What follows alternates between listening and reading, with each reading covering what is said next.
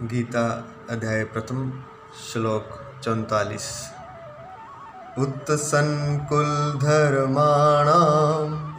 मनुष्याणां जनार्दन नरके नियतं वासो भवतीत्यनुशुश्रुमा। हे जनार्दन, जिनका कुल धर्म नष्ट हो गया है ऐसे अनिश्चित काल तक नरक में वास होता है, ऐसा हम सुनते आए हैं। हमसे तो यह जो जीवन दिया है परमात्मा ने, वह भी सही ढंग से नहीं जिया जाता, तो मृत्यु के बाद और जन्म से पहले की तो क्या सोचे। लेकिन यहाँ अर्जुन बता रहे हैं कि जिनका कुल धर्म नष्ट हो जाता है वे अनिश्चित काल तक, अनंत काल तक, पता नहीं कब तक नरक में उनका वास होता है। अर्जुन और पांचों पांडव कितने अच्छे योद्धा थे और व्यक्ति भी बहुत अच्छे थे, श्रेष्ठतम थे। फिर भी कुछ गलतियां हुई जिसके कारण युधिष्ठिर तो स्वर्ग में प्रवेश कर गए, लेकिन चारों भाई नरक में रह गए थे। उनको छुड़ाने के लिए वापस युधिष्ठिर को जाना पड़ा। कहने का तात्पर्य है कि छोटी सी गलती से भी नरक भोगना पड़ सकता है।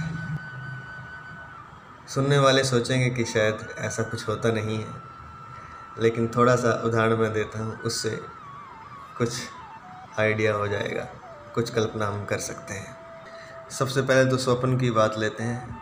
सपने में हमारा शरीर बिल्कुल ठीक होता है, हम आराम से सो रहे होते हैं अपने घर में, अपने बिस्तर पर, लेकिन एक दुख स्वप्न आता है कि हम पहाड़ के नीचे दब रहे हैं, या कुछ ऐसे ही बहुत से दृश्य आते हैं जहाँ कि मेरे को शेर ने खा लिया है, शेर खा रहा है और मेरी हड्डियाँ का कचूमर बना जा रहा है। और अचानक कई बार नींद भी खुल जाती है। ऐसा अगर भयानक दृश्य आता है तो बस समझ लीजिए यही है वह नरकलोक, और यह हमारे मन से, हमारे विचारों से संबंधित है। हम जो शरीर जो दिखाई दे रहा है, इसी शरीर को सब कुछ माने हुए हैं।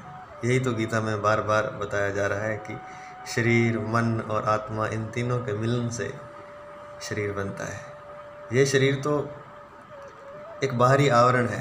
जैसे कि रात सोए हैं हम, बाहर से हम बिल्कुल ठीक हैं, ये शरीर को कुछ भी नहीं हो रहा, लेकिन अंदर हम देख रहे हैं भीतर स्वप्न में कि बहुत दर्द हो रहा है, और उस समय वो दर्द वास्तविक होता है। ऐसा नहीं है कि वो एक कल्पना होता है। वो तो उठने पर पता चलता है कि ओहो हो, ऐसे ही दुखी हो रहे थे।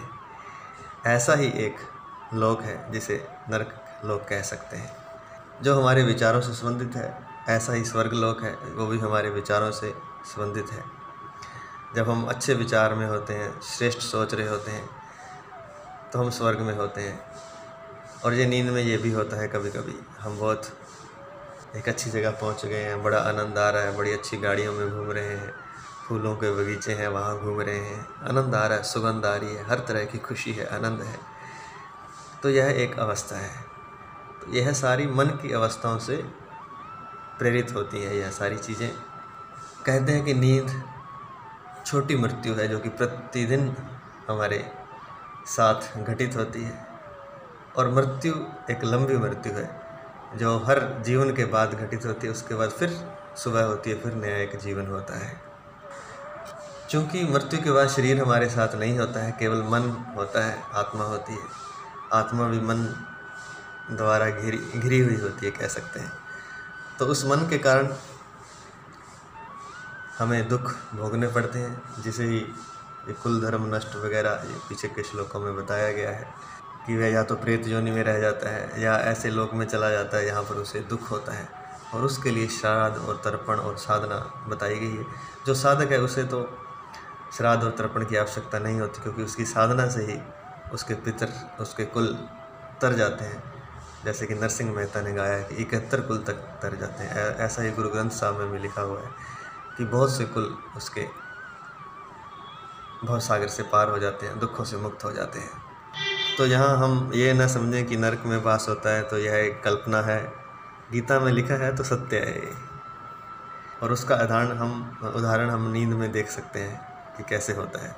और उससे मुक्ति का उपाय है कि श्रेष्ठ विचार हम रखें, अच्छे विचार रखें, और उससे भी ज़्यादा हम ध्यान और साधना करें, प्रभु का गुणगान करें, भक्ति करें, ध्यान करें, समाधि का अभ्यास करें, ताकि एक दिन मुक्ति और मोक्ष को और प्रभु को हम प्राप्त हो सकें।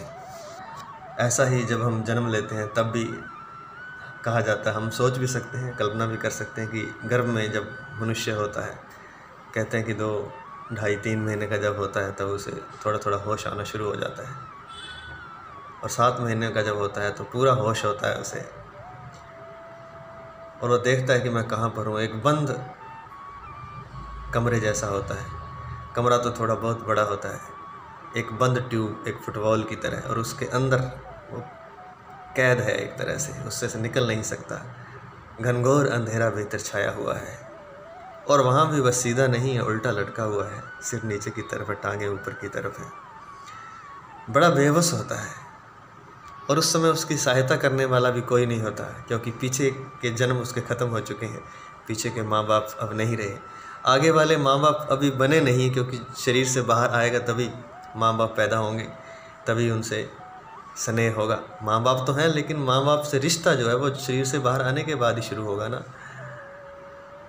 और इस स्थिति में ना तो माँ बाप उसकी हेल्प कर सकते हैं, जो वर्तमान में जिसके पेट में है, ना वो कुछ कर सकती है माँ, और ना पिछले जो जन्म बीत गए, ना वो।